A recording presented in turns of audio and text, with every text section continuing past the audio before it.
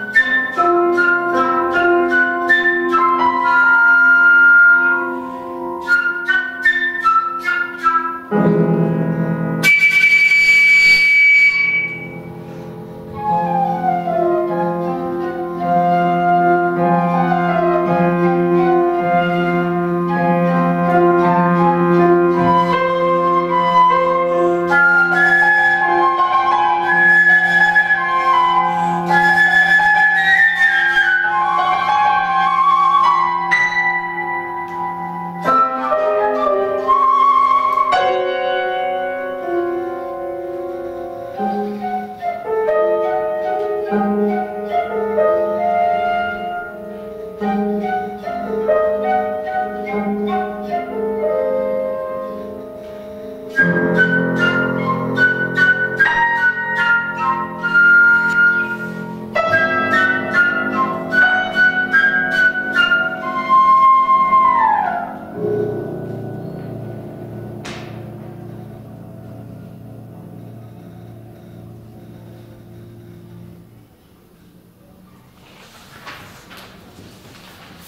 4 февраля, как раз на своем концерте, мы с Мариной Валерьевной будем играть 4-ю пьесу, называется «Щенхая», песня ветра, песенки ветра. Вот. Она достаточно такая драматичная и яркая. Вы послушайте ее.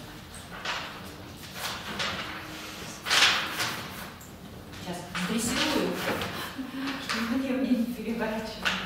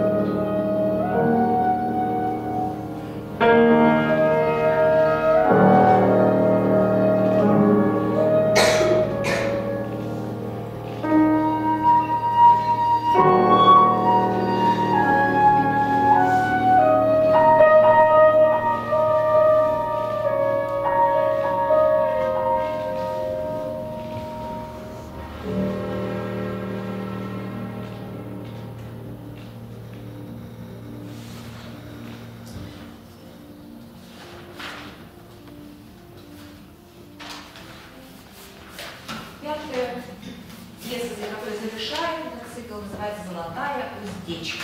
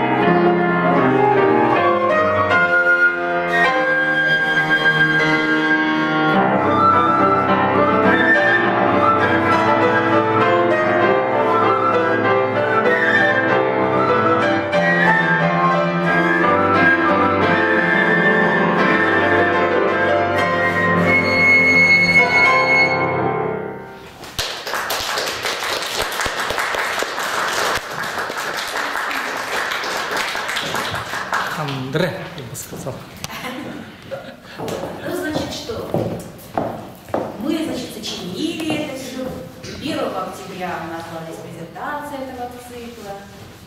И Марина Валерьевна настолько меня вдохновила вот таким каким-то своим высоким очень профессионализмом, очень вдохновила меня как тонкий музыкант, такой там, тонко чувствующий музыку, преданный хакасской музыке, человек, который хочет развивать это все.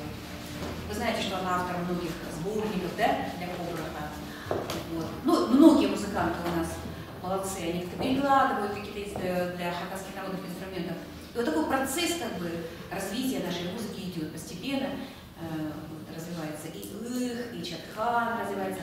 И вот Хомос, я сейчас написала концерт для Хомоса с оркестром, первую часть Айсели вот у нас будет выпускаться. Мария Сергеевна Сардакова делает инструментовку, то есть ну, все работают для того, чтобы наша хакасская музыка шла дальше, как бы дерево это расцветало, чтобы новые веточки появлялись, листочки. И, кстати, над возделыванием этого дерева работаете и вы. Так что вы каждый на вес золота, вы сами себя должны хорошо настраивать на работу, потому что студенчество проходит быстро. 2-3 года, и вы закончите, и будете уже дипломированными специалистами. Кто-то из вас поедет, может быть, в высшее учебное заведение. Сразу говорю, что нам нужны композиторы, так что приходите, если у вас какие-то мелодии есть, вы их записываете. И есть вот возможность выучиться в Академии Красноярской, потому что там приглашают. Что у нас там в Хакасии, кто у нас там хочет вообще музыку сочинять? А я говорю, хакасцы все сочиняют музыку, потому что у нас в крови это, да, тахпахи мы умеем. То есть все вот. Любой инструмент бери, может человек импровизировать. То есть эта способность, он развивается.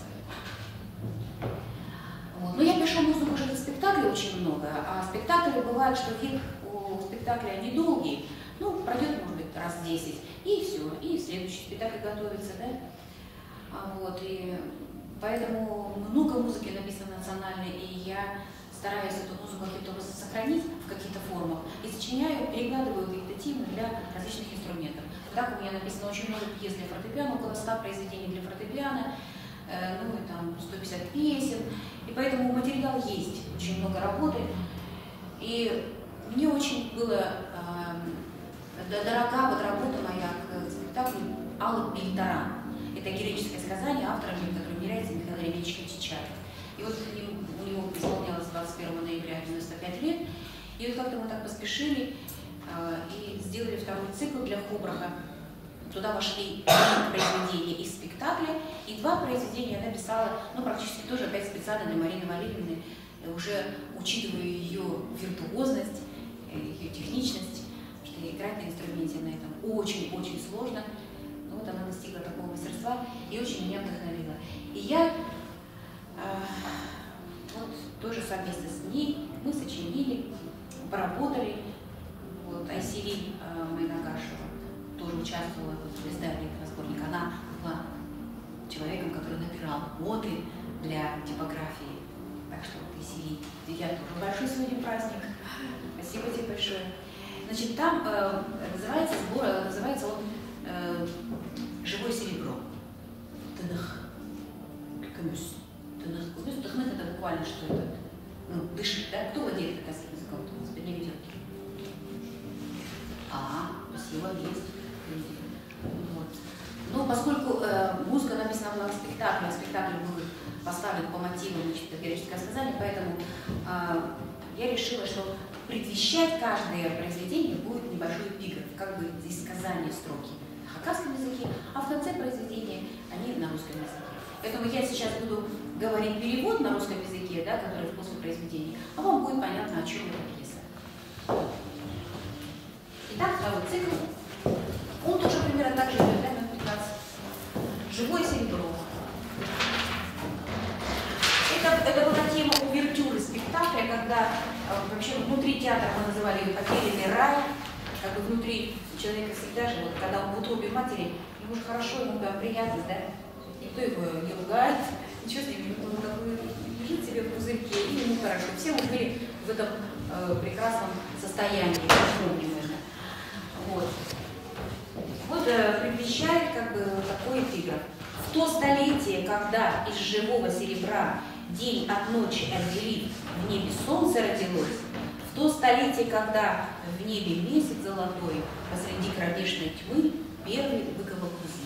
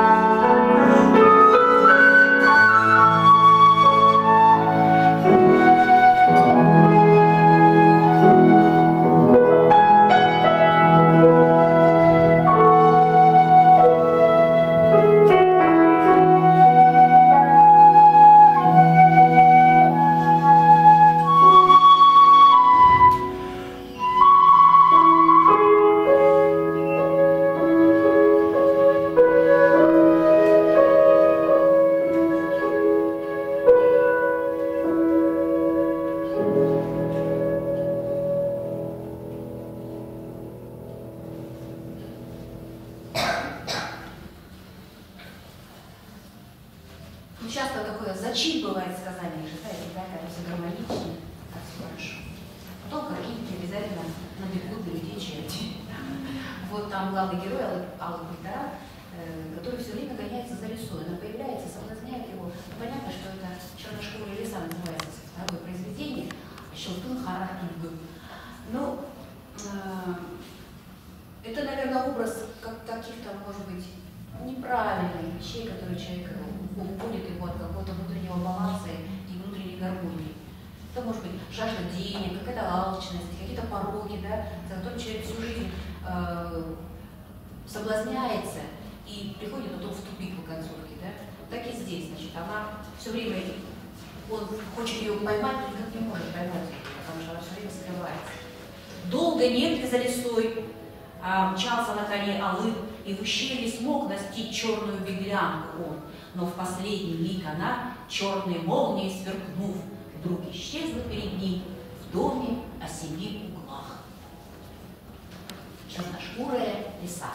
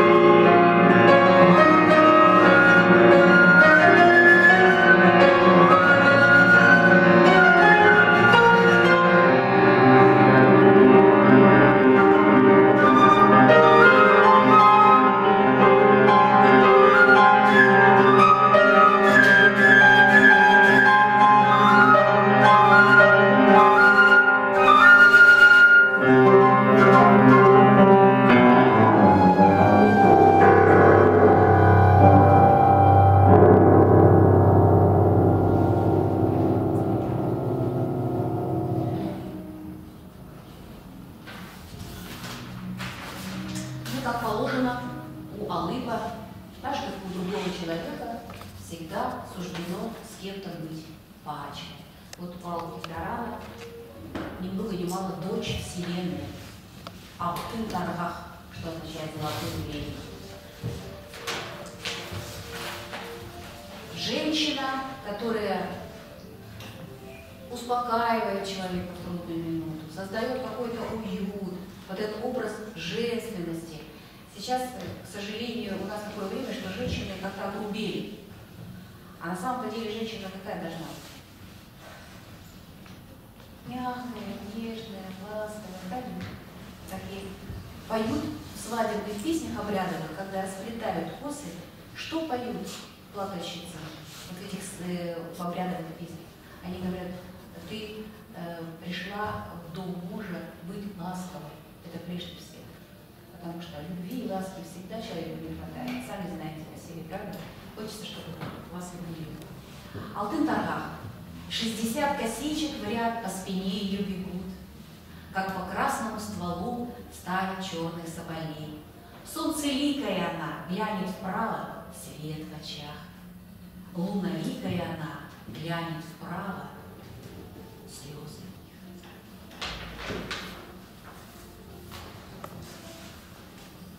То есть, если даже ты расстроен чем-то, да, то ты не должен показывать своему мужу и другим свое настроение, состояние. Но это как раз есть, они всегда скрывают, чтобы не повредить, чтобы не навредить другому человеку, чтобы не сбить его состояние, его баланс.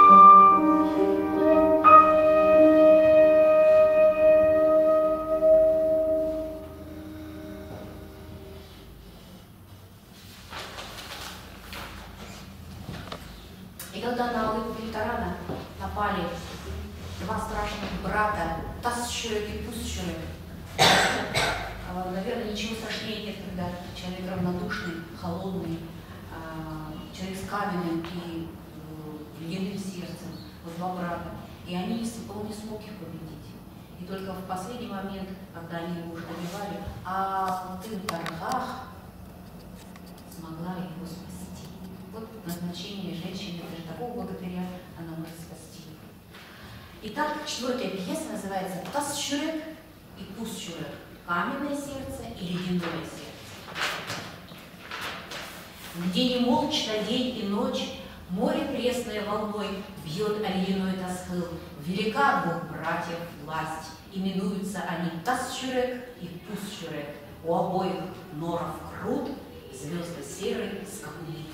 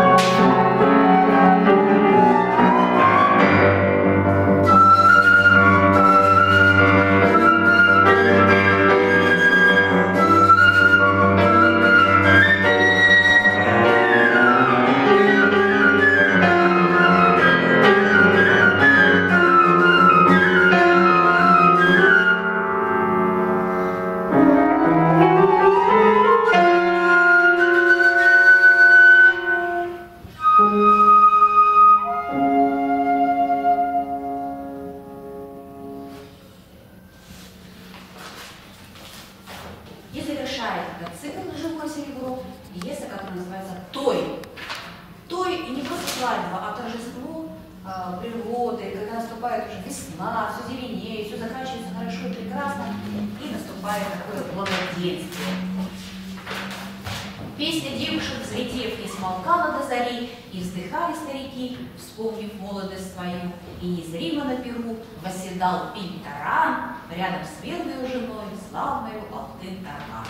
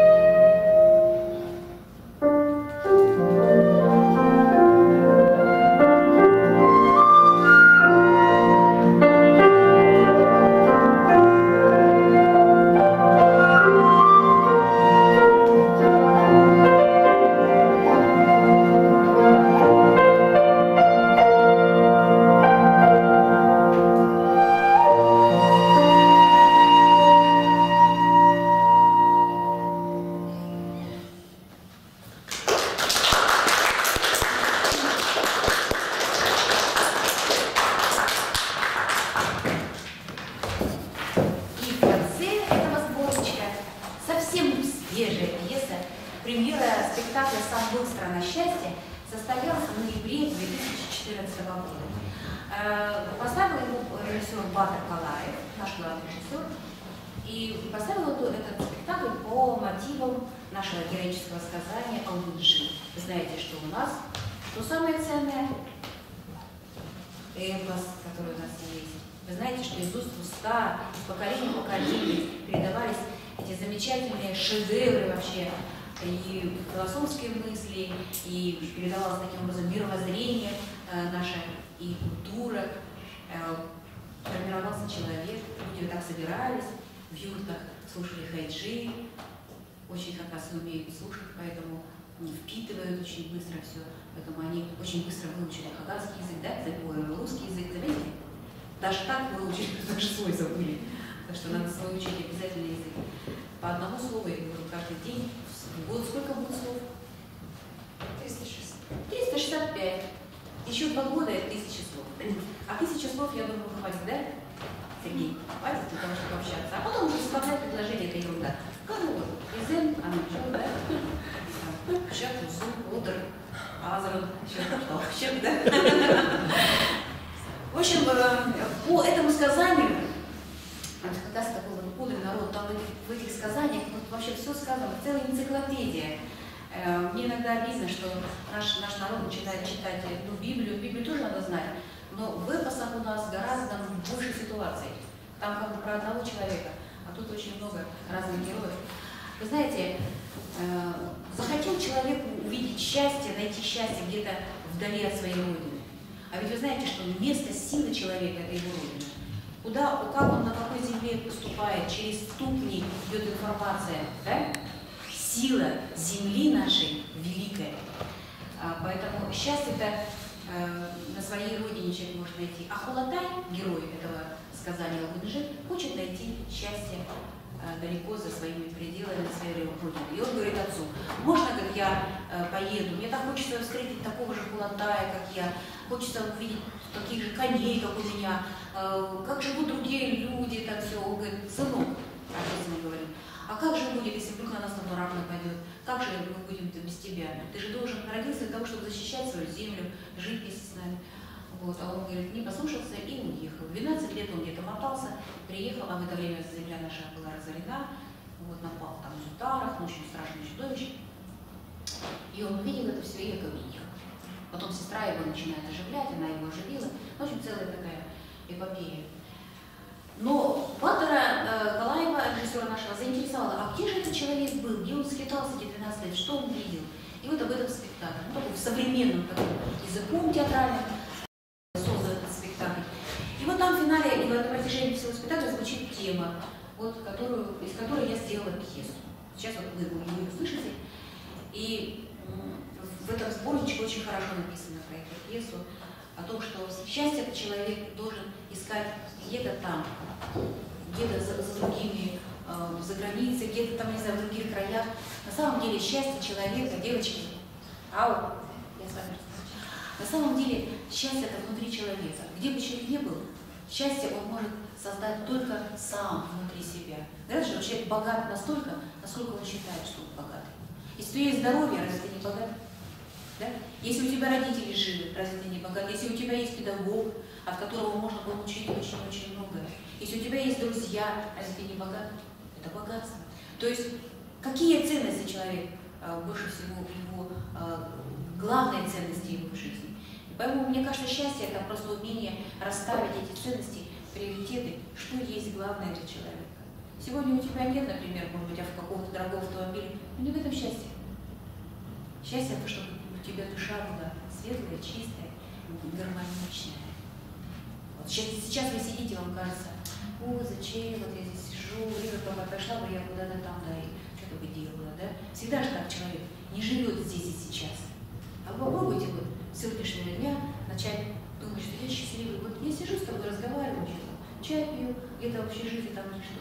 Я счастлив. Буду сейчас заниматься, буду готовиться к занятиям. Это мое счастье, это моя жизнь.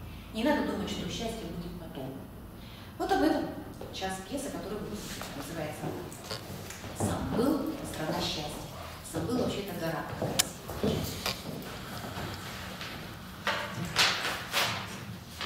Ну, у вас какое-то маленькое есть ощущение, что вы в юбке сидите?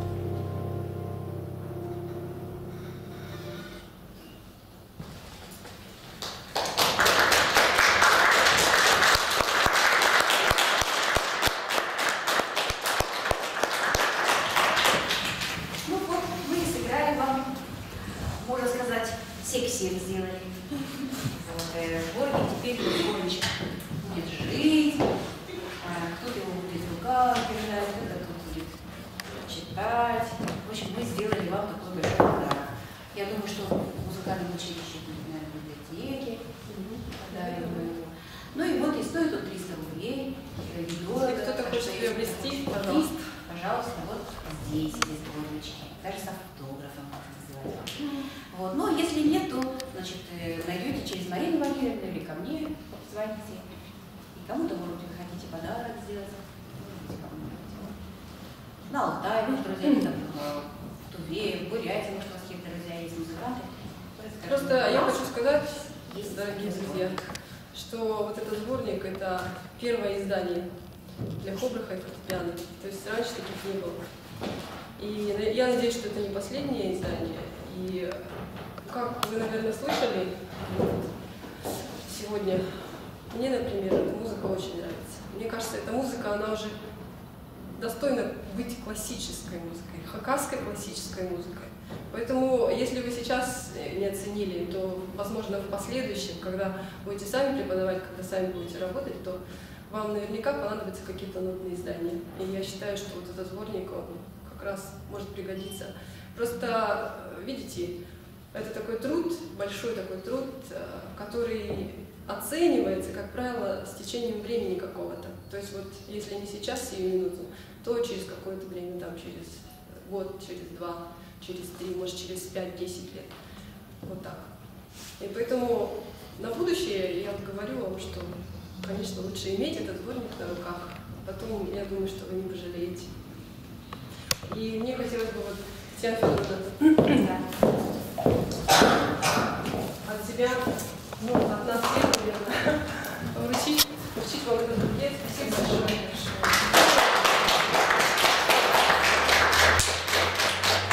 За то, что вы поддерживаете, развиваете музыку для хакасских народных инструментов.